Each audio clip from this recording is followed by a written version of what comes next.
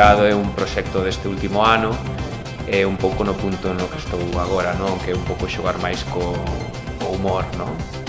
E iso era un material extraordinario que non collía, digamos, dentro do que era o concepto deste documental. É un festival, o Premio Área do Cine, que ten unha mentalidade moi aberta, todo tipo de cine galego, e iso parece que me parece moi importante, moi bonito.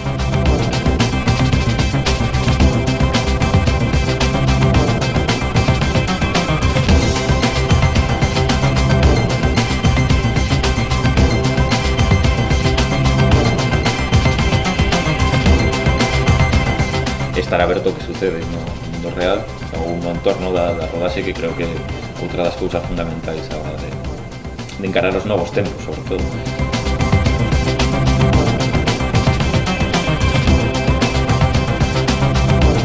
Nun proxecto desta categoría o máis importante son as testemunhas, non?